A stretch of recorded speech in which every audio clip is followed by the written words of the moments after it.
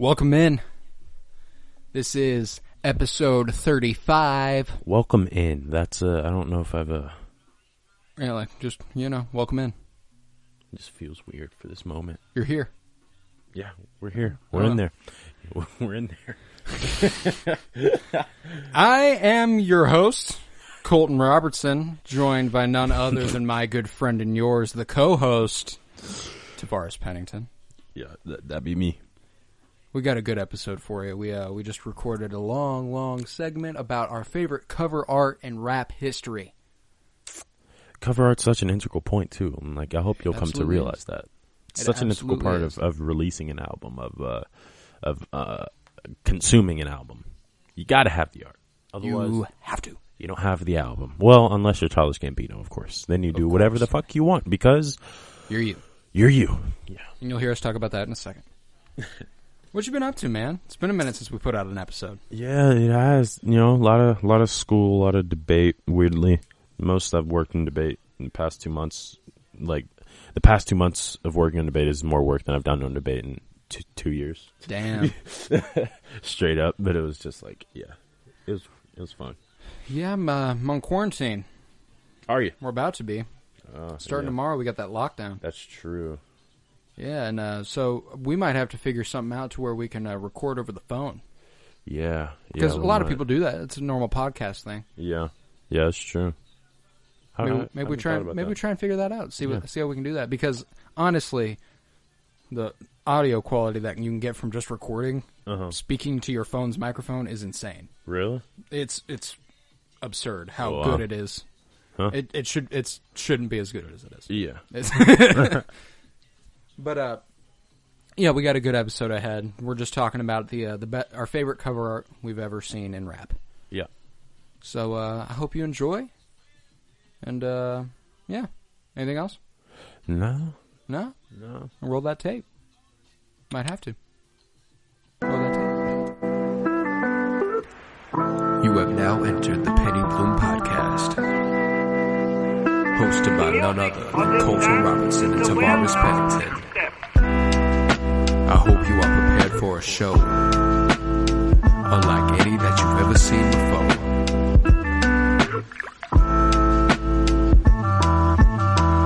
Or heard, I guess it's a podcast.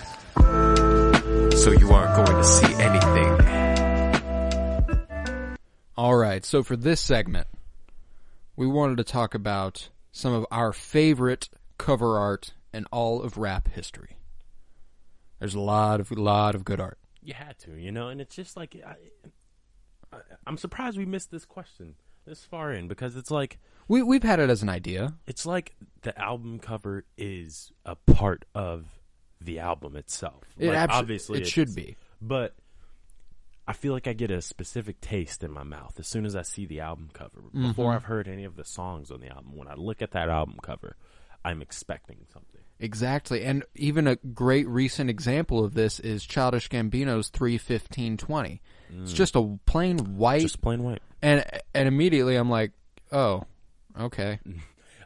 But like that. See, but it captured it. It captured it well. Dope to me because like part of Gambino's thing is not expecting anything. Like that's true. Like he wants you to come into this with the most open mind you can have, and like what captures that more than just a white background. And then like think about the song titles. They're like nobody's gonna remember a series of 47, numbers. 48. Would it be like, oh yeah, my favorite song is 42, 48, 47, 46, and then 38, 39. Like nobody's doing that. So it's like. He wanted to make it hard for you to think about his project as if it weren't one thing. And like I think that's the purpose of that. But like that's its own thing. That's its own thematic thing where the cover plays into the music just as much as the music plays into the cover. And so like I think that's just a little taste of what this segment's going to be about. Yeah. Yeah. How did you determine your favorite cover art here? Honestly, I just think about vibes. Like, you just got to think about... creating that feeling. You got to think... going back to the beginning of Penny Bloom, creating the feeling. Yeah. Right. Because, like, you got to think about a feeling is something that's dissociated completely from reality, right? It's something that just is, like, it just occurs. Is. It just is. Yeah, it just occurs. It just is. It just happens. And so to create that happening visually, you have to supplement it visually with what you're creating sonically, because whatever you create music wise, no matter what sort of music you're creating, you gotta create a feeling. You do. And so with that, like, you gotta provide the perfect album cover, because like if you're not, then you're shortcutting yourself on the feeling.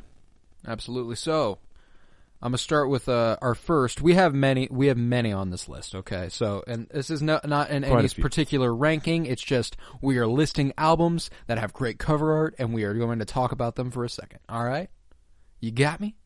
Sounds good. All right, so the first one we have here is a recent release. We have Unlocked by Denzel and Kenny Beats. Yeah, man, fucking, they did their shit, huh? Oh, dude, it captures that album so perfectly, because the cover is I'm assuming is supposed to be Denzel Curry. Yeah, no, it's Denzel and Kenny Beats. Yeah. Have you seen there's like a 20-minute they made the. Excuse me, they put out the video, or they put out the album over like a animation. Like it's like a 20-minute long animation that they give. But that animation is also like telling like the story of the album through the songs. So like there's parts in different scenes, or they'll do different things.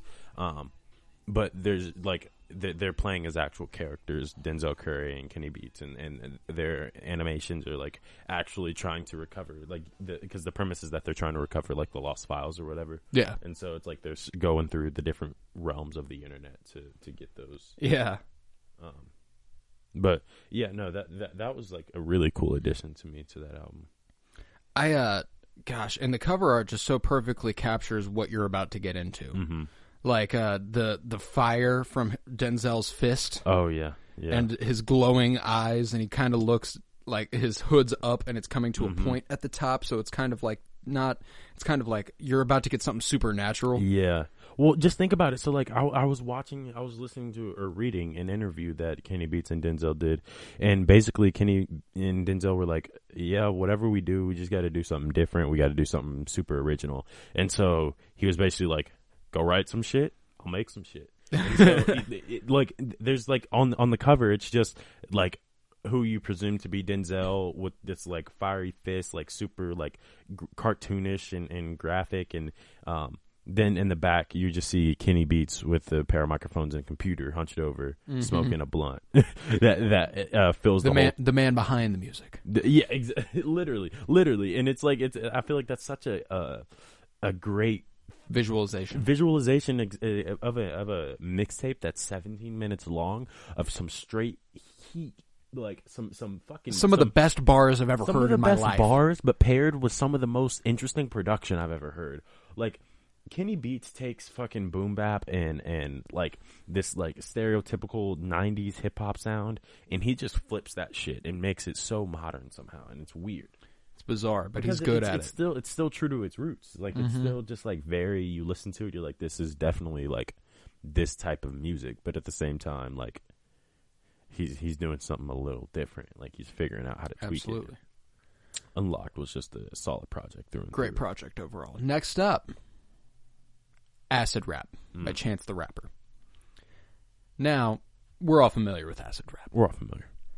This cover art was taken from a picture he just had with a fan, which I think is cool. Yeah, I like the just the colors. It's very fitting. Yeah. It's the vibe. He created the feeling again. It is, and it's like this weird thing, because even though that picture doesn't have anything directly to do with acid, it just makes you think acid.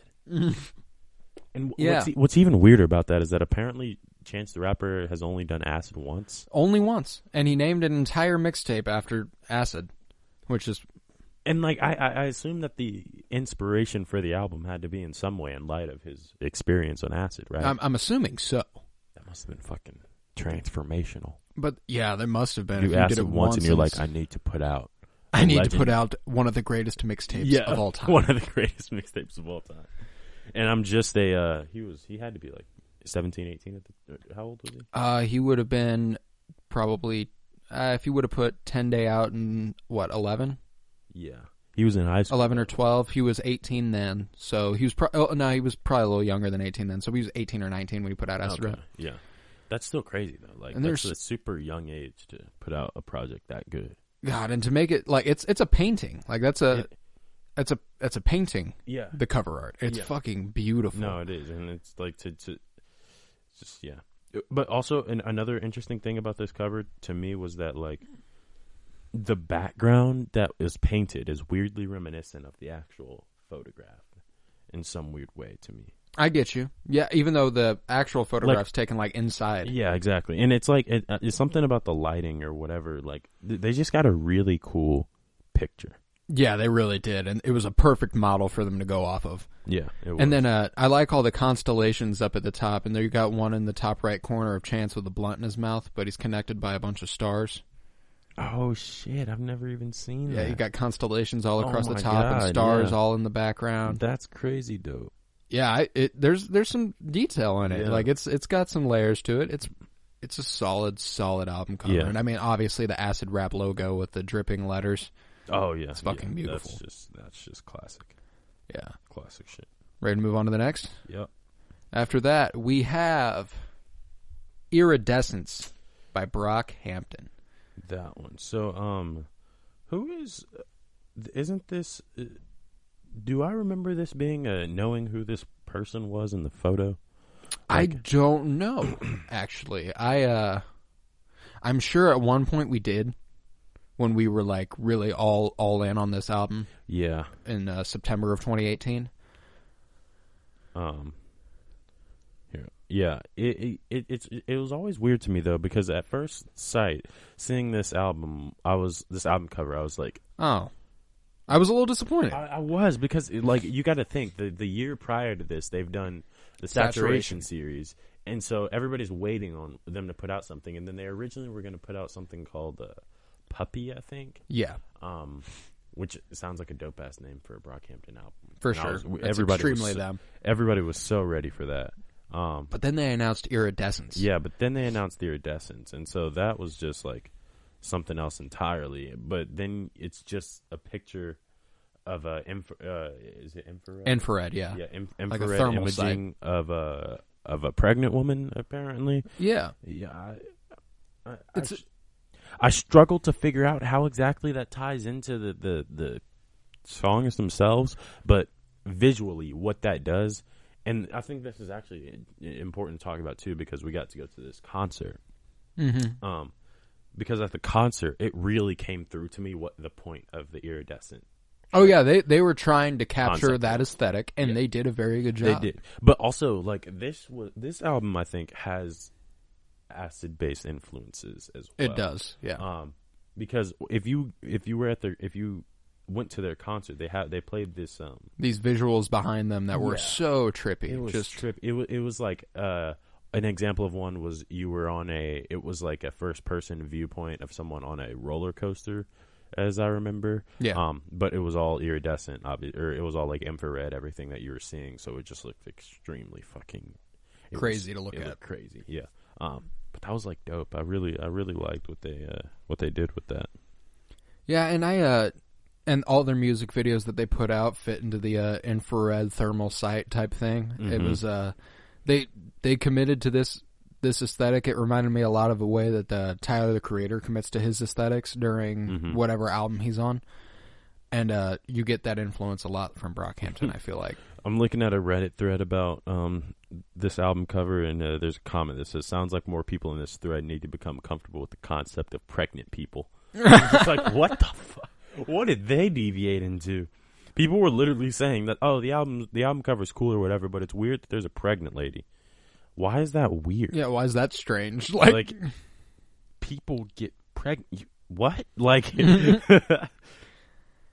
yeah, but they did a really good job there, and I don't have much else to say about Iridescence. It's a perfectly captured feeling. It is. I wonder if it plays into maybe this idea of like hot and cold, like hype and chill. Like, this is just because they do have a very good balance of that. They do, especially like going from album. Like New Orleans to Tanya. Yeah, I mean, obviously not back to back on the album, but those are completely different songs on the same album. One extremely, extremely hype, the other extremely mellow. Yeah.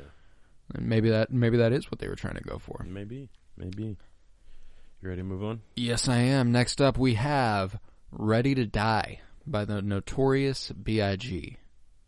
Now that one, you got to know that. You know that cover. Something had to pop in your head when he said "Ready to Die," Notorious B.I.G. And it's that baby. It's that baby with that white background on that cover. Yeah, and this one, we tried our best to avoid just covers that were iconic because they're iconic. You know, Yeah. we tried to find covers with that served a purpose seemingly, and I still think "Ready to Die" absolutely does that. No, it does, because it's like, think about that. Like, all right, so first you're coming from the presupposition that this is a rap album by the rapper Notorious B.I.G., who you're most likely familiar, assuming, like, just like putting yourself in the perspective of the time that this came out, you're familiar that Notorious B.I.G. is just like a big black man. Yeah, huge black man. Who raps and makes a lot of music, smokes a lot of weed, and talks about selling drugs and all that other shit. Talked a lot about sex. That's the presupposition that you're operating from, and then this album is released, and you just like, oh, it's called Ready to Die. Released months before he died. Months before he died, yeah. It's called Ready to Die, so you're already like, what the hell is the concept of this? And then you look, and it's a baby. It's just him as a baby. Wah. That's a little baby. But just like, that's such a complex but confrontation, or like, it's simple, yet it's very a nuanced like idea. Like this idea of being ready to die and then portraying a baby. Yeah, it's dark. It's dark. It's very dark. It is dark. And what I think I've always gotten from it is that Biggie's always been ready. Exactly. He's known that at any moment shit could end. It's and dark, but isn't that the realest shit? It's the realest fucking shit. How that's just like wild to me. Like that he was able to like that's what blows my mind about rap in general, is that like people think that it's like somebody said a hip to the hop to the hip hop don't stop your bop. Like that's Sugar Hill Gang. That's what people think hip hop is. Hop, hippity hop. I gotta hop, and you know I don't stop. And then out of nowhere, you get a Ready to Die, you get an Illmatic. Yeah, that evolution really began with gangster rap back with like Ice-T and. That's also true. But it's like I like that rap can pose such confrontational questions. And we have more of those confrontational questions later with more of these album covers. We do, yeah. Speaking of like the early gangster rap, an album that we left off this list that is pretty good about capturing what it's all about is Straight Outta Compton. Oh yeah. I mean that's a solid cover art for what it is. That's just.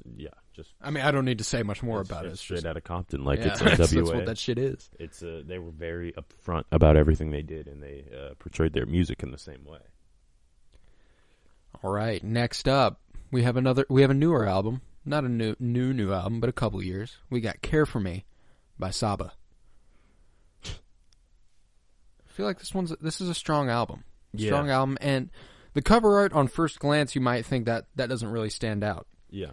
Which I agree, it doesn't in particular. But in context of the album itself, it's perfect, I think. Oh yeah, no, just like when you think about what there was a point when I realized that all this album was doing was giving us Saba's childhood.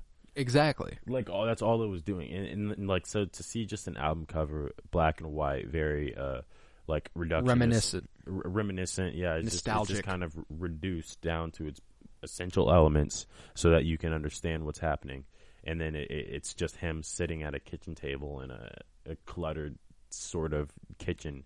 And like thinking, yeah, and that's what I imagine this must be like how he came up with the album.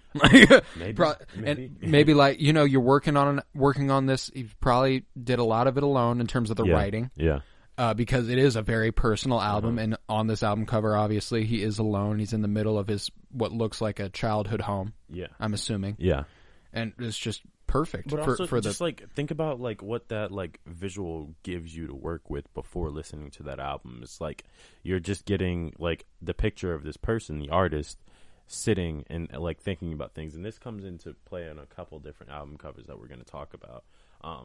But if we relate it to, say, like Take Care, for instance, how is this one uniquely different from that one? And then you look at a couple things. You look at the setting. You look at like where he is, the expression that he's giving, and just like the tone of the picture It's itself. interesting that you chose Take Care there because it's a relatively similar idea. Exactly. It is.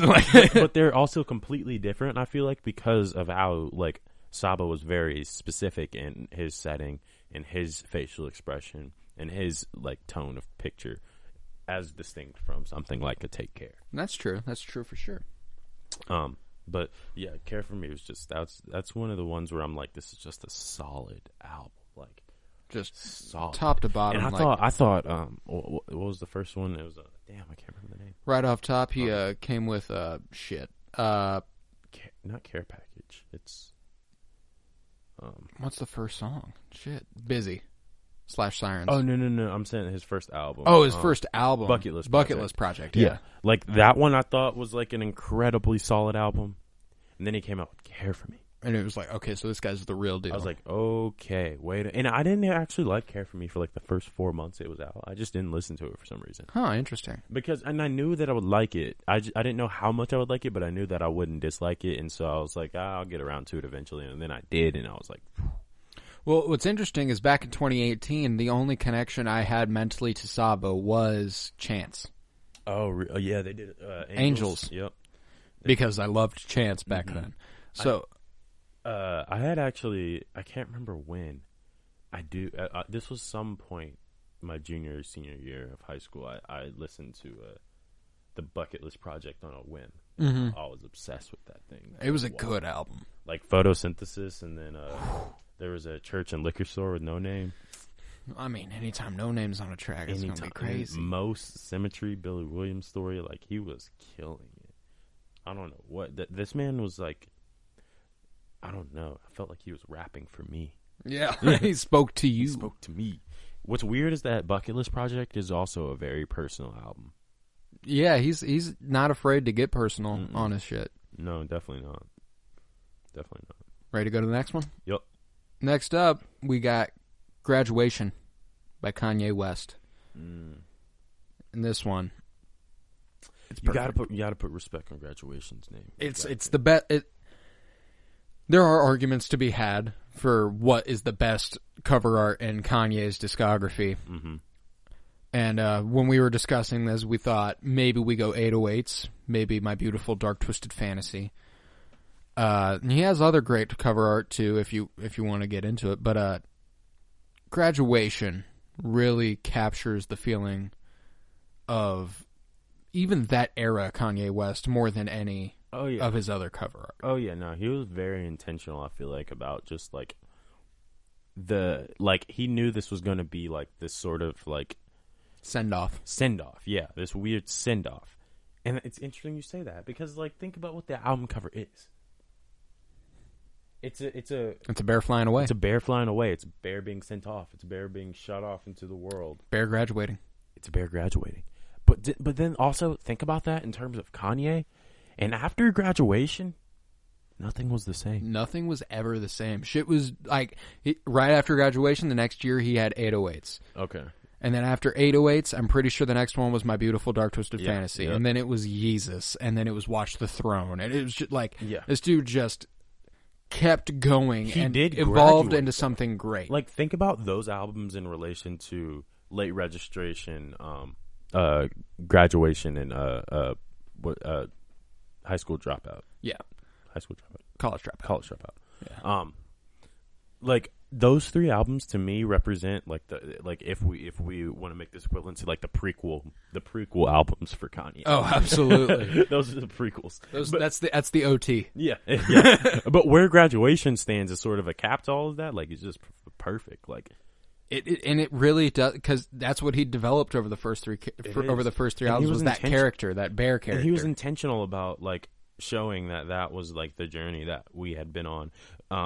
Specifically through that video that he created with the Graduation album of the bear, and it had like Good Morning in the background. He was like, It shows, Good morning. It shows the phases of late registration of college dropout, and then it shows like basically like him graduating, him moving on up and being out in the world on his own, and like that's some powerful shit. Yeah, it's a powerful visual. Yeah, especially when paired with the music that he's providing. Yeah, exactly. And paired with just like the reality that he really was growing up at that time. Like, yeah, he was. That was like the first album he had made since did he lose his mom on College Dropout? Late Registration was before he lost his mom. I think Graduation was the first album after. Yeah, it was the first album after that. So I was like, that's interesting, because like it seemed like for a while there. Well, even still now. Oh, even to today, Kanye has this way of making music that is just like. And like I think this is part of what makes him so great, but it's real time. Like the shit he's making is the shit he's feeling then and there, and he's always been very upfront about that strategy. 100%. It's a good strategy. It is an excellent strategy. Ready to move on? Ready to move on. Next one we got one we just mentioned a couple seconds ago. Take Care by Drake. Take Care. Yeah, this is a classic. You just gotta like if you don't look at this album cover and think Marvin's Room, like it's clearly haven't heard the song. Yeah, like the entire tone of this album is relatively depressing. Yeah, I would say for sure. And I mean, but it's a specific like type of 2010s depressing. It is, and it's depression in the 2010s. What's also important for this cover art for me is that this is what Drake's second album. He had Thank Me Later and then this, right? And then he had So Far Gone a couple years earlier. And he had some early shit, but this is his second big studio album. So at this point, Drake has broken onto the scene with Take Care. Like that was it for him. Nothing was ever the same after that. And what I like about it is the entire point of this album is that Drake feels lonely. Yeah. Regardless of being surrounded by this like golden aesthetic that he has created on the front of this cover, like he's surrounded by what seems to be gold, which is representative of wealth, I would assume. But despite all of this, all the shit he has, he's still down in the dumps with a cup of the rosé. Yeah, but it's bitches also on like his home phone. He should call one and go home. He's been in this club for too long. What's always stuck out to me is the gold on this cover. And like the just like the ornate features of the art, and like the candle and the cup he's holding, like the chalice, and then right next is the OVO owl. Like it's like, is that on a chain or is that? I can't tell if that's on his chain or if it's sitting on the table. I can't either. Either way, the motherfucker is just like. He's iced out to the max. Like he's got shit on his wrist. Care. He's got that.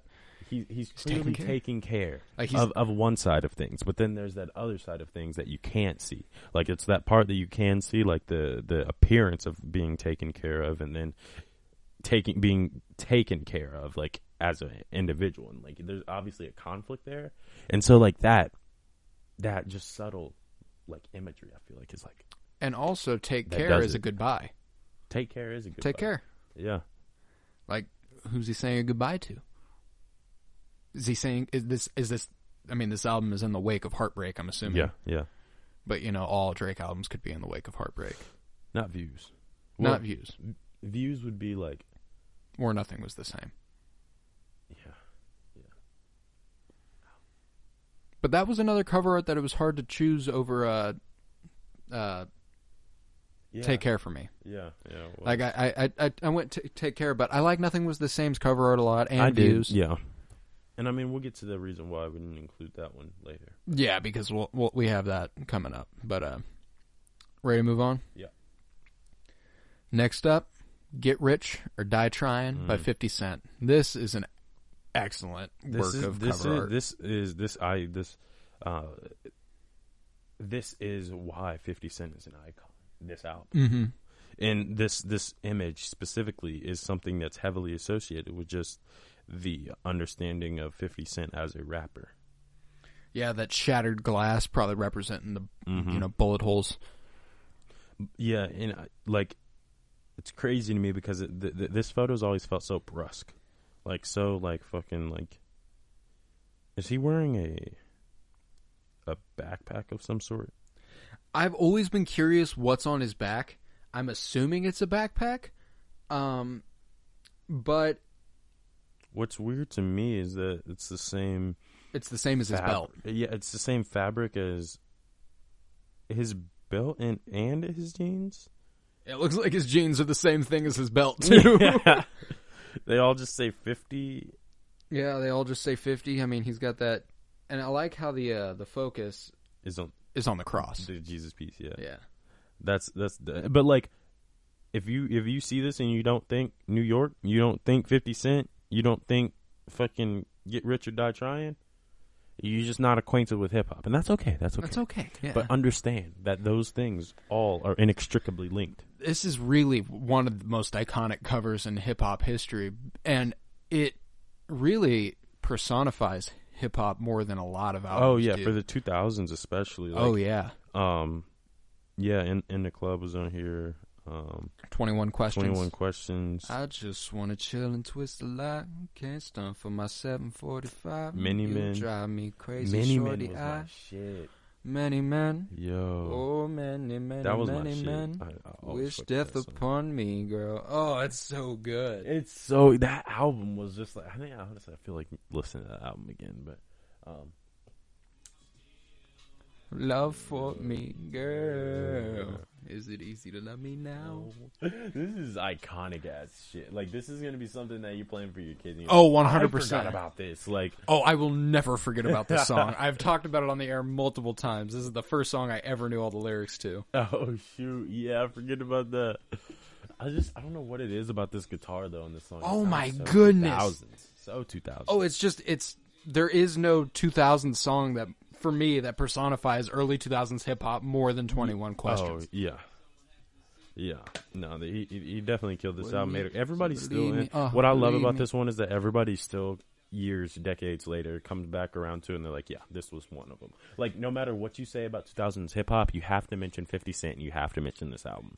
And, like, I feel like people at his peak, he was Drake. He was. Like, and it's crazy because people don't realize that. And I feel like a lot of people will say that now, and like people are like, okay, sure he was. Like, yeah, people our age are like, yeah, I mean, it's just 50 Cent though. But it's like, no, you don't understand. 50 Cent was that dude when this album came out. Worldwide sensation when this album came out. Crazy. Without social media. We didn't have social media yet. Like Drake, you can probably credit a little bit to his worldwide fame to his social media. Yeah, for sure.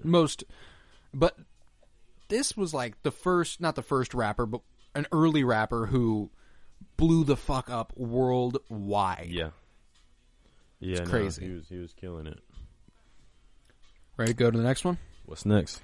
Next one from 2017, we got Logic's Everybody. Yeah. So we've talked about this album before. We have. It's not the greatest album. We've agreed on that. It's really not. But the cover art is too good not to mention. It was so like the author's name is Sam Spratt. Yep. Yeah. This dude's dope. He does all of he did all of Logic's cover art with Under Pressure, The Incredible True Story. The Bobby Tarantino's. Yeah, I think he did the last one too. Oh, The Confessions of a Dangerous Mind or whatever. Yeah. Is that what it's called? Yeah. I think. Yeah, I believe so. No, he puts extreme detail into his work, and he has such a distinct artist style that it's like it's hard to listen, or it's hard to see his album or his art and not think immediately to other things that he's done. Oh yeah, absolutely. Because they all fit for everything for some reason. Yeah. No, and I like this one especially because of he includes like different artists and stuff on the cover. Oh yeah, there's a bunch of Easter eggs. He's got really, Khalid looking up from the top right, and he's got J. Cole sitting on top of a building. And it was just like this was attempting to be a very thematic, conceptual sort of album, and it didn't necessarily land musically as well as it painted itself to physically. But I think at the same time, it still accomplished a great deal with the traction that the art poses. Absolutely. Because I see that and I'm like, yo, I want to listen to that album. Oh yeah, because it's just a beautiful painting, and we got Neil deGrasse Tyson. Oh yeah, front and center in front of that big statue, and Yeah, I've got this nice 18-inch by 18-inch canvas of it in my room just because I love the cover art so fucking much. Yeah. It is really dope cover. I'm sad the album couldn't be just as dope, but and I tried so hard to like it. I did. I really did. I wouldn't be surprised if I don't go back and listen to everybody for 2 years. Like another 2 years? You're like putting that on it. You're like, is it? I wonder if it's been 2 years since it's been 3 years since it came out. Yeah, I wonder if it's been 2 years since I've listened to. I'm not gonna lie. It might be 2 years since I last listened to a song off Everybody. I don't. Yeah, I'm looking through the song names and like I remember the song names or like the songs and everything, but like I will never forgive Logic for having the 1-800-273-8255 song with the suicide hotline, right? Now you got the suicide hotline memorized. I do. So if you're having any trouble and you want to talk to somebody, please make sure to contact 1-800-273-8255. But what if it changes? I hope it didn't. But you know, and then he's got that song with Juicy J where at the end Juicy J goes, "Kill your motherfucking self. Kill yourself." That's not cool. What are you doing? You were completely mixing messages here. What are you doing? That's like oh yeah, it's a couple songs before it. I remember Isn't it like Inkblot or something? Yeah, Inkblot. But the weird thing is that was one of the better songs on the album. It really was. And I remember listening to that and being like, okay, I can get it. Like the Juicy J is all right, whatever. I can move past it and still like the song. But then he goes, "Kill your motherfucking self," and I was like, and Logic's like, "That's amazing. I'm keeping that." Like, yeah. No. Yeah, he literally says that too. I'm keeping that. Oh man. And then man, this album. Another thing that sucks about that 1-800 song is that I appreciate where it's coming from. Absolutely appreciate. He's never experienced that. He's never had suicidal thoughts. He talks about that. He's trying to be there though. And I appreciate that so fucking much. Like he's trying as hard as one possibly can there. But there's something about it that seems insensitive when you say the words, "I don't want to be alive," and you've never experienced that. Yeah, no, that's definitely something. I'm just realizing that apparently I'm looking at on Spotify a playlist titled "Loved by Ellen." By Elton John. Ellen John. Oh, Ellen. All the music Ellen's loving right now. Oh, Ellen. Ellen DeGeneres. I was about to say Elton John had Logic on his tribute album, so it wouldn't surprise me if he was a fan of Logic. Interesting. The first song on 1-800. She got Leon Bridges, Anderson Pot, bro. Leon Bridges, huh? There's no way she makes this. The first song on there is "Eternal" by Chance the Rapper. Yep. You know, that's a good one. That's weird though. Anyways, next album. So that was Everybody. Next up, we got the Blank Face LP. Blank Face was a very simplistic sort of concept. Like on front, it's just blank face, motherfuckers jugging, robbing. Like it's just like the shit that Schoolboy Q generally always has talked about. I ain't gonna lie, this idea scared the shit out of me at first. Reminded me of Slenderman. Oh yeah, no, Blank Face. Me too. Yeah, but like just like the I don't really are these tree branches? I've never really that's what I'm thinking. So it's tree branches, and then it looks like two half circles on the top and bottom of the cover, and then in the bottom right corner, it's just a dude with a blank face. Yeah, it's a dude with a blank face. I'm assuming Schoolboy Q posing with the mask on. Yeah, but it's such a predatory sort of vibe. Oh yeah, like you it feels very gangster, like it's G shit. Like yeah, for sure. It's like, I don't know. For some reason, the word like being hunted, like it's just That's the vibe I get. That's the vibe. It's like he is coming after you. And the thing is, like, I think a big question that this album is answering is like, what it means to be predator and what it means to be prey, like in a lot of different contexts, because it's like he's talking about what it means to be someone who's like out trying to be that person, trying to make that come up, trying to just take what you can from anybody who you can get one over on, and you disappear after that. Or He's talking about what it means to be another blank face, and this is, I think, really cool how he ends this with Tookie Knows too, because that song and that music video is about being locked up and not having like there's a bar that one of the dudes has. It's like I can't remember what he says, but it's something about being a number, like just being a number. Okay. And I think that's him talking about like what it means to have a blank face in a different context, in the context where like your identity is stripped away from you because of those things that you've done, because of when you were operating as a blank face on the streets. And it's like I think that like the concept itself and like this like weird orange that is all over this cover, along with like the visual of someone wearing a blank face, like it's kind of shocking and unsettling. Yeah, it's very poignant. But there's probably a little bit more to that, to the feeling like you have a blank face. If I don't know how much Schoolboy Q is into like conscious like race relation type stuff, but there's probably something to it there too. Yeah. In terms of just being considered a blank face for being a black guy. Yeah. You know, like it's just like, oh, you're a black guy, then you're stereotyped as the black guy. Right, right. Yeah. We to the top 10 yet? No, we have a few more, but do you want to skip over them? The last few we have are The Perfect Love Tape, Pretty Girls Like Trap Music, Culture, and Jeffrey. Yeah, sure. We can go top 10.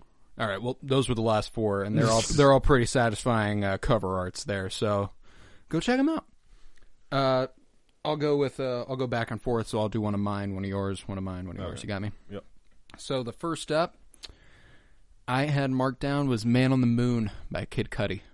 That was just iconic for Cudi. Like, it's just kind of like that set the tone for the rest of his career. Yeah, that's what I was gonna say. Like, that's literally like the one that's like jumping off point for like the rest of Kid Cudi's name. Like, he wasn't.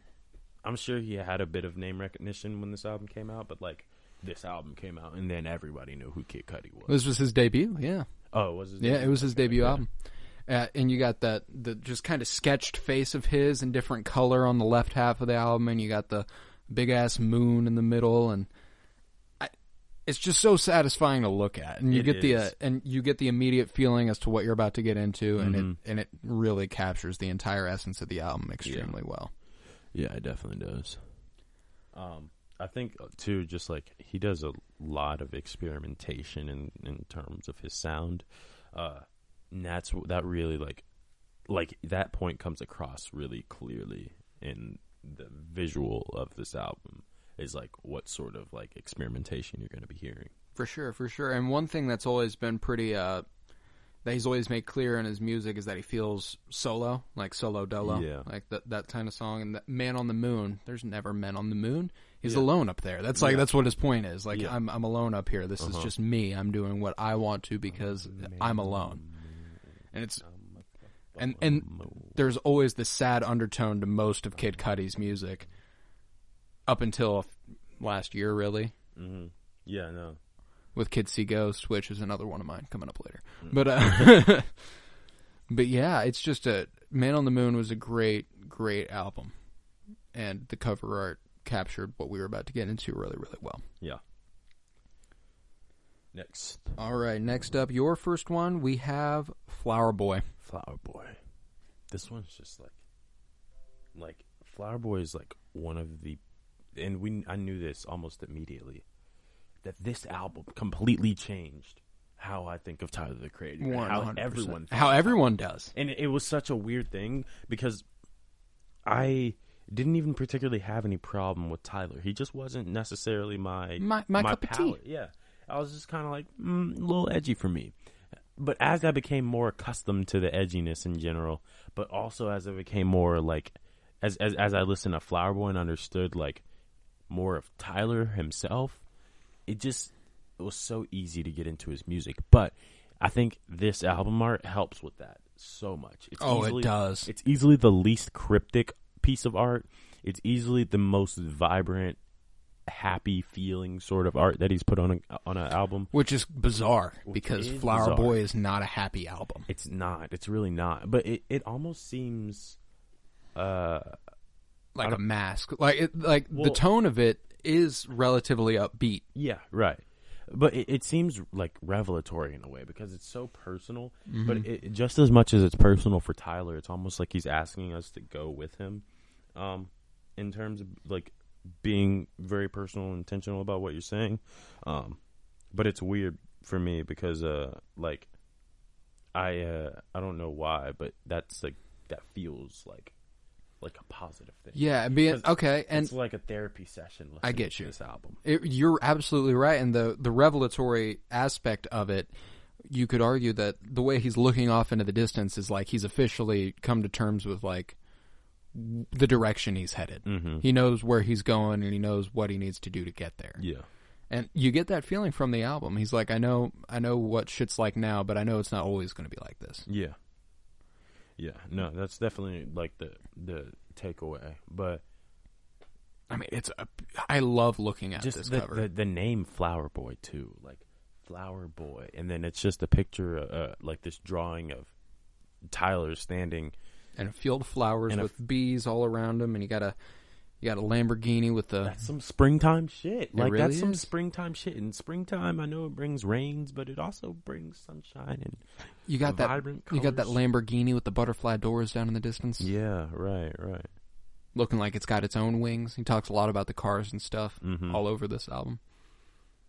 What's he say? He's like, I know you're sick of me talking about cars, but what the fuck else do you want from me? That is the only thing keeping me company. Purchasing things till I'm annoyed. This album is filling the void. Yeah. But it's crazy because he says that and you're like, yay, that was hard. But yeah, but he's sad as fuck. That is very deeply emotionally unsettling. Mm-hmm. This album is filling the void. Been doing this shit for so long, I don't even know if it's shit I enjoy. What?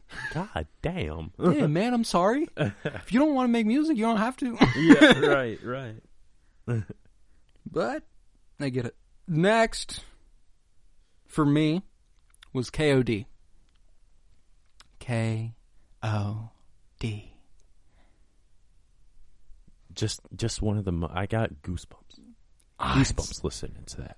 It's so good. I was like, this is like. I was just so ready. I was ready for that album. Oh, it was a long time coming. I was like, I know I do a lot of drugs, but I might not after I listen to this. Turns out I still do. But every time I listen, there's another chance. I don't go back and listen to it very often. No, but seriously, every time I listen to like the cutoff or Once an Addict, like I'm just like, damn, like god damn, man. God damn, whatever I'm doing, like, and it's not even like I'm not like a drug addict or anything like that. No, absolutely but not. Like, it's like I listen to that, and I'm just like, see, but how am I contributing? how am I bettering myself? Yeah, in the world around me, right? And so it's like until. It's just this album was just so to the point.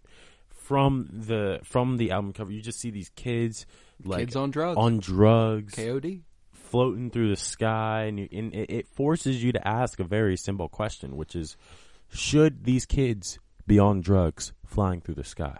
No, but like just think about that sentence in a literal and then a figurative sense. Like that's deep.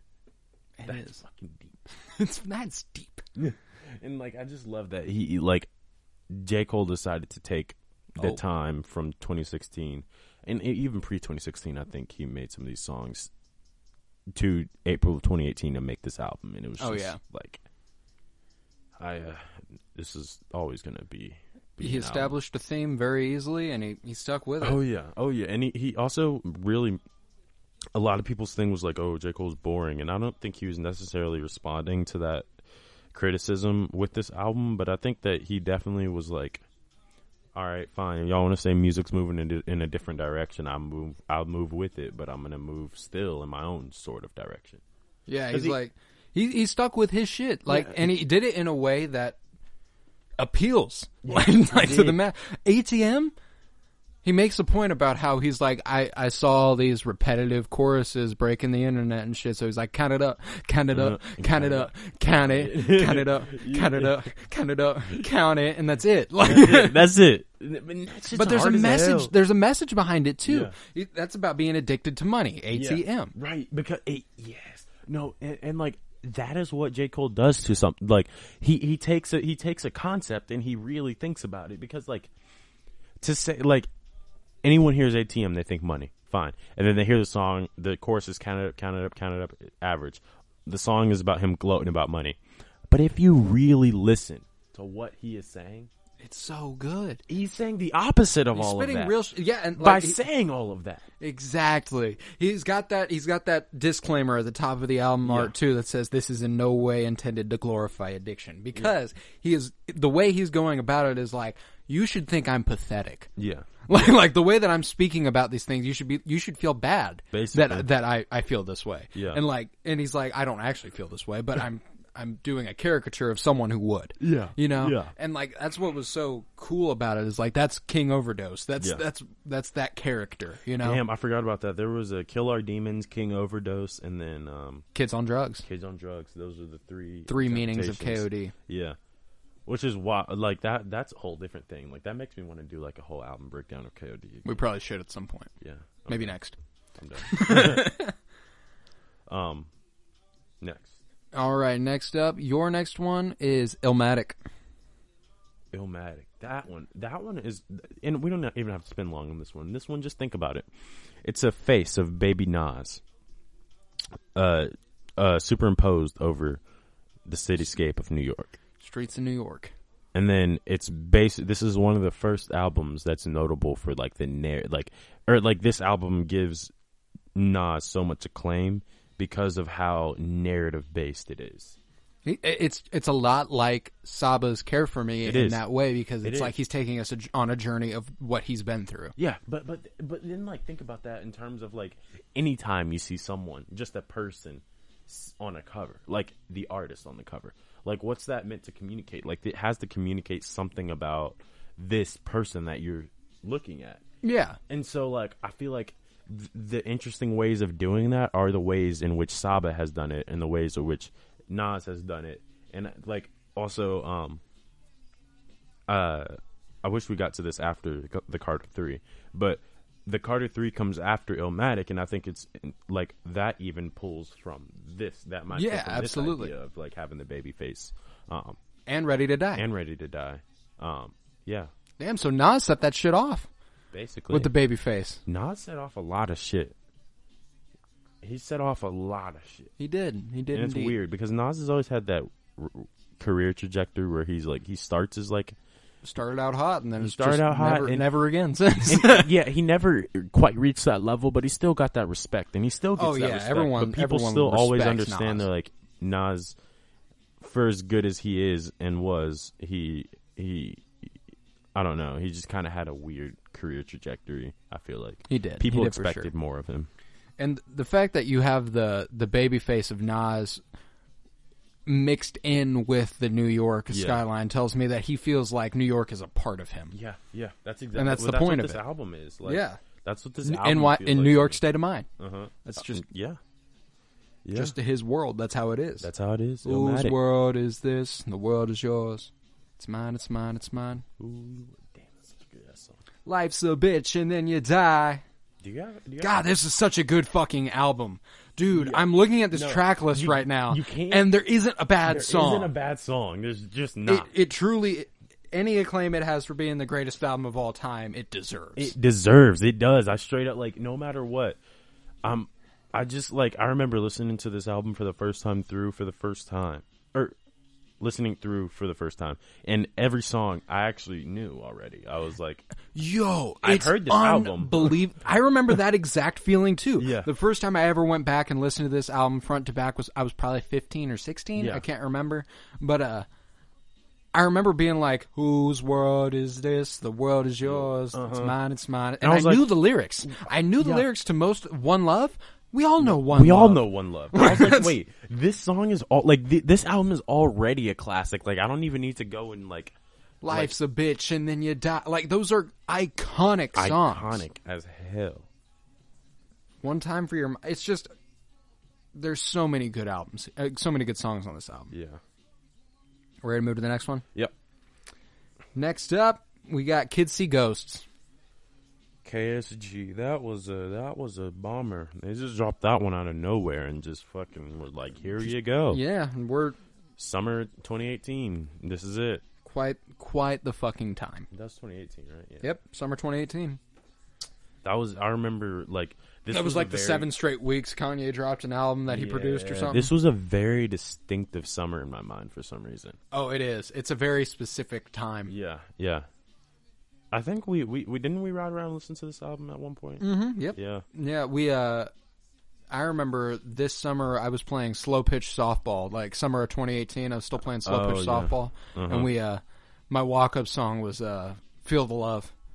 Because it's like, yeah.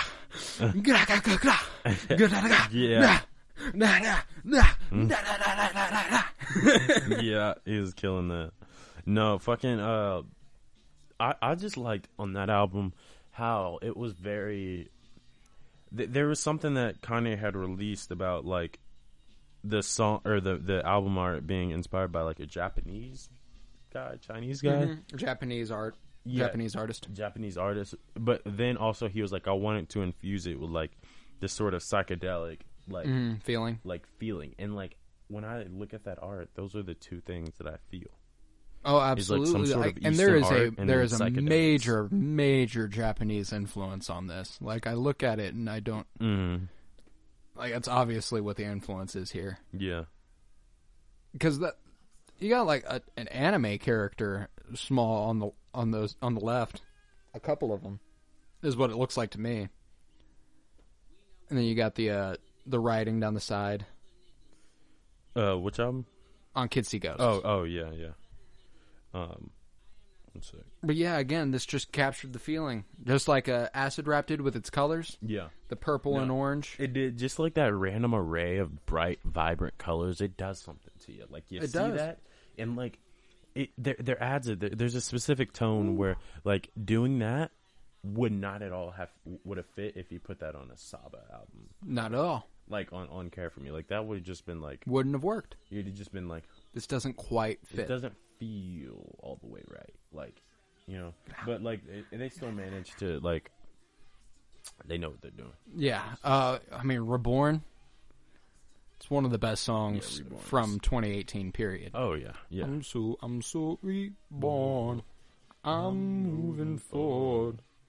Yeah, no, he killed that. Kid Cudi is just fucking that dude. That dude. All right, that next dude. up. T-Pab. Yeah. To Pimp a Butterfly. To Pimp a Butterfly. What can't you say about this song? Go ahead. Album? Go off. Go off, Tavares. Just hold on, let me pull up the album cover real quick. Yeah, I had to do. I've been doing the same thing. Because this one, there's a lot of attention to detail in this one. But from jump, you see Kenny. Is Kendrick even in this picture? Yeah, Kendrick's holding a baby in the middle. Yeah, he's holding the baby in the middle. You see him with all his dudes around him, trapping out the White House, basically. And they're standing on some judge, it appears, some white judge who has his eyes crossed out. Everybody's like wearing Nixon. Glasses. The whole thing's black and white. It looks like a historical photo, literally. Dude laying on the ground looks like Nixon a lot. I wonder. Or Reagan. I think it's Reagan. It's not Nixon. My bad. Ooh, is it Reagan? Yeah, that is Reagan. What is it? I don't know.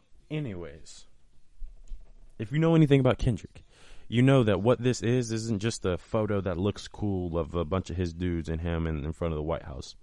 It's a statement. Mm-hmm. And, like, I just feel like his precision with this statement is always so, like, it's so distinct, but it's very nuanced, because it's like what he's saying with having the mob of them outside the White House is that, one, we have to beat them. It's us against them. But also, us is a very, like, we are a tight group. Like, this, we have to remain together. And so, like, I remember, like, there's a bar that he gives about on Damn where he's like, I made, like, he was like, last album I tried to uplift the black artist, but there's a difference between a black artist and a whack artist. Yeah. And like that was dope to me because it seemed like what he was saying there is kind of like, yeah, last album was about like uplifting us, our community, getting our shit right, like, or whatever. But you got to realize, like, just because I said it don't mean everybody can hop on the bandwagon. Yeah, and like like, some of y'all ain't with it. yeah, right. And it's like that's kind of like a nuanced understanding of his argument, because what he's saying not only is that we need to be together, like against the other, which is trying to oppress us, the man, yeah. But he's also saying that, like, don't get it twisted. It's still a selective process. Like, it's me and my dudes. Like, like you got to be cool with me. We got to agree. Like, we got to all be together to do it. And some of y'all just ain't there. And like, it's like, I don't know. It's just like a very Kendrick sort of tongue-in-cheek thing, I think, to say with his album art. But and it fits the entire tone of the album. Yeah, and then like the I think the title "To Pimp a Butterfly" adds a whole new layer of complexity too, just because it's like to pimp out the White House, to pimp a butterfly, and like he said this, like it was like he was drawn to this idea of to pimp out something that was like beautiful or sacred or something like that. Yeah, delicate, yeah, which is like.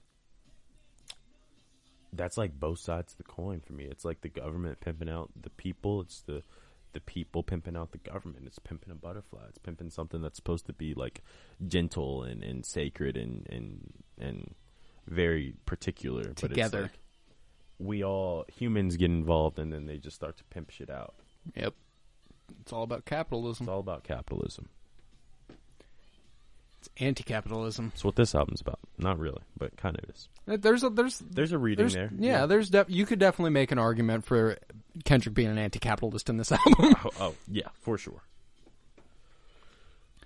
Next up, we got AT-Aliens. AT-Aliens by Outkast. Now this one. This one, I mean, you got the comic book vibes out the ass, bro. This shit is fire. Yeah, no. And, like, that's not even, like... You heard the AT-Aliens, so back the hell up off me. Like, literally, it was so good. Like, they do, before this Southern Play... Southern Play a Cadillac. Cadillac music. Southern Playalistic... Southern Playalistic Cadillac music. Yeah, that. They really named the album that. Mm-hmm. Their first album. Like, that's wild. But, like, this is a very basic album cover. Like, just very simple. And AT-Aliens, the next one, is just off the wall. And you can tell that there's a change in their discography in terms of, like, their creativity after that first album. Oh, yeah. They were like, they got out of the gate with that first one, and they were like, okay, now let's just do whatever the fuck we want. Okay? Yeah, exactly. Like, let's do what we really want. But, like... Off this cover art, I get, like, major sci-fi vibes, and then at the beginning of AT-Aliens, you get this, like, whirring, like... Yeah. Like, it's like you're entering a different, like, a spaceship. Like, that's the vibe I'm getting. Yeah. And, like, that was the point. And it's called You May Die. Like, it's like... I just feel like the whole thing is like talking about how like we're different than everyone else, and like we are like sort of like this other thing that nobody else is right now, which they were, which is why they were so good. But it's like, to me, that's a very specific statement to be making with your art, and then to back it up with your music is like, okay. I see y'all. Okay, yeah. No. I mean, and they've got a bunch of like. A lot of these song titles fit into this, like, this feeling that they have on the album, too. I mean, AT-Aliens, obviously, Babylon, for some reason, I feel fits very, very well. Elevators, E.T. Are you listening to Elevators? Me and you. I remember your mama and your cousin, too. Yeah, okay. I was like, rolling down the strip, down road. Don't care, and if you like fish and grits and all the pimp shit, hear you say, oh yeah, oh yeah. It's just so 90s hip hop too, so Southern 90s hip hop, and all the pimp shit. Let me hear you say, oh yeah. Will be like clitoral stimulation to the female gender. Nothing better. They definitely hit that. I mean, 3 Stacks is just unfair. Is, like nobody ever was or has been able to compare for me lyrically to what 3 Stacks does. He's just better. He's just better. I don't know what it like. His wordplay is just so precise, and like he twists his words, he bends them, and like it's so you got to have some skill to do that. Softly, as if I play piano in the dark, I found a way to channel my anger, not to embark. The worst to say it. The world's a play, and everybody got to play their part. God works in mysterious ways, so when he starts, it's just like. That's such a strange cadence. That is such a strange cadence. Like I've never heard a cadence like that. Like that's such a unique verse that I can't even put anything next to it and say this sounds like it. Creative ass mind. Creative as hell. You creative as hell. What we got next? The Carter 3. The Carter 3. Now Wheezy this one, baby. just a simple Wayne as a baby tatted up on a cover. But the interesting thing about this one was that he takes the baby, this idea of a youthful self of a similar to Ready to Die in that way, sort of of an organic sort of self, just like this album being about him, and it's called the Carter, right? It's called the Carter 3, but it's Carter. It's him already tatted up as a baby, like. I was born this way, bro. Like, I've been about this shit since day one. That's such a clear. That like if you look at this, you can't look at this album cover and not get that message of anything from it. Like that was the first thought that occurs to me is like, oh, he's just saying I've been doing it since birth, which is dope as hell for the Carter 3 because on that album, he just kind of raps like he always does. But that's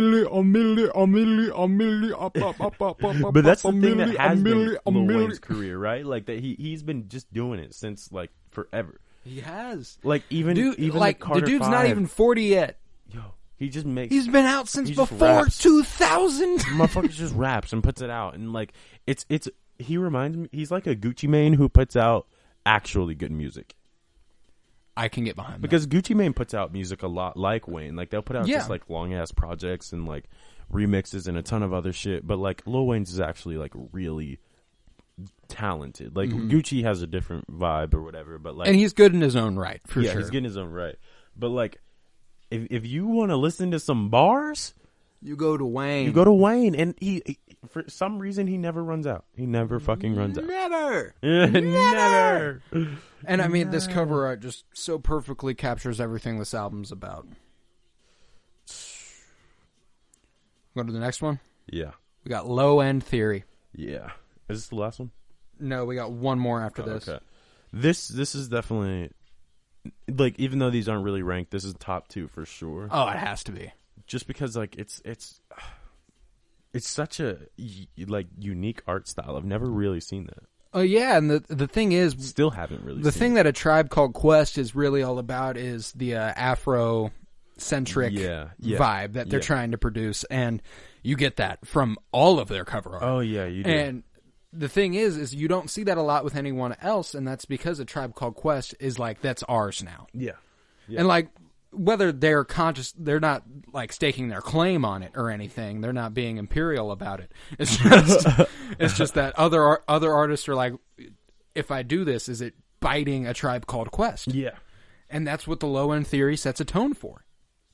It really does. And I just think that like, it was like a really, like, I always like this like idea of creating images or like creating a whole image with parts of different with parts of images like like putting together the parts to create a whole thing. Like that's always been mosaic. A mosaic, that's what it's called. And like I just like this piece of art for that reason, but it's also just like really like well done. It's like just like a very like, it's simple, it's like, and it's smooth. Good. It's just, yeah, it's like a smooth sort of album cover that fits with the album. It's darker. It's like, it's got this black background. It's kind of just like this very Afrocentric energy. Yeah, and throughout the entire thing. It feels like all of their cover art, A Tribe Called Quest, is like different pages of a book. Like it's like the same book, like just different chapters. Yeah. Which that shows that you've put together a discography. That's seamless. I mean, because next they had Midnight Marauders, I'm pretty sure, and that was kind of the debate between which one we were going to go with, was Midnight Marauders or Low End Theory, and you just can't ignore Low End Theory. Yeah, you just can't. That's the jumping off point. Alrighty, last one. Interesting that this one happened to be saved for last, but it is. The Sun's Tirade by Isaiah Rashad. The Sun's Tirade. By the way, Isaiah Rashad, and I know we've said this on here before. Where you at? Drop the motherfucking album. Where you at? I swear to God. Just drop it. I heard the snippet. I heard the snippet. The shit is fire. The snippet, bro. Don't doubt that. The shit is fire. I don't think he doubts it. I think he's just like, man, I'll put out music when I want to put out music. Okay. Yeah. I can't imagine that he hasn't been wanting to put out music though. I can't either. Like, what's been going on? I need to know. Drop that shit, man. That's all I gotta say. Anyways, Sun's Tirade. Beautiful. The cover, for a long time, I never actually paid attention to the cover. But then I realized the cover was a big reason why I like this album at all. And it's a very, like, I don't know how to describe what the character on the front is doing. Is he jumping? I'd say jumping, yeah. He looks like he's jumping, like, out of a lowrider, and it's just like the lowrider appears to be moving, and like there's just a city in the background. Maybe he's jumping into it. Yeah. And I don't know specifically what it is. Maybe it's the art style. Maybe it's just I don't know what it is. But everything from the colors to the mood of the sky to the just like the skyscrapers building up to the background. Yeah. Well, and also the color of the sky, but just like the scene of the car in front of the city. This is riding music. Oh, it is. is. All this album is. This music, and why I love it so much is because my quest in music is to find that perfect riding album, and this is one of them. It's just fucking like some jazz rap, fucking low key as fuck. Heat. It's just the bottom line. It's just the bottom line. Like, yeah, I just don't know. Like this is hands down so far one of the most listened to albums in my entire life. Yeah, I mean this. I'd argue more than almost any of the other albums. This cover captures the feeling of what is what the content of the album is. Yeah. Yeah. It just, like, it matches the tone perfectly. And there are some cases where you can be like, Flower Boy specifically comes to mind immediately, where I'm like, that really does it. Yeah. But The Sun's Tirade, man, that does it about as well as any album ever has. Yeah. Yeah, no, The Sun's Tirade is just like, that was, and nobody, like, people still don't know. People literally still don't know who Isaiah Rashad is. Unbelievable. And it just blows my mind every day. If you know rap, if you listen to rap, if you know what TDE is, then you have to know who Isaiah Rashad is. Absolutely. That's the bottom line. He's wearing a TDE sweatshirt on the cover. Is he? Yeah. Small details. You got a D and an E right there. I'm assuming the first one's T. Yeah, that's got to be it. And he's wearing Birks. Is he? I never noticed that. I think so. Sandals of some sort. I don't know. This album is just fucking like. Do you have that album where anytime you sit down to start studying, you go through your library, like what album? Because like I usually want to listen to an album. You know, what album do I want to listen to? This is always one of the ones I start with. Yeah, it's a solid one. One that I go to frequently is swimming. Yeah. No, I've been going to swimming, or like that's another one of those. Well, that's one of the ones that I go to anyway. Like no matter what, that's always going to be listened to. Yeah, but no, I just think Isaiah Rashad, you could be one of the greats. Put some respect on that kid's name. You could be every rapper's favorite rapper. There you go. That's sure. Perfect. Because I think everybody in the rap community recognizes Isaiah Rashad's talent and how special he is. Dude just doesn't make a lot of music. It's a shame, but it's a shame. I'm assuming we're about to get hit with some Isaiah Rashad. Oh yeah, no, that snippet, man, that was so funny. I was like, this is exactly what I would want. Well, that is our list of some of the greatest rap cover art of all time. If you have any additions that you want to throw at us, why don't you tweet it at us at PennyBloomPod, and we'll retweet it, and we'll tweet out all of ours too, and we'll just have some fun with it. So yeah, you got anything else to say? And that's it. Isaiah Rashad, drop that music. Drop that music, bro.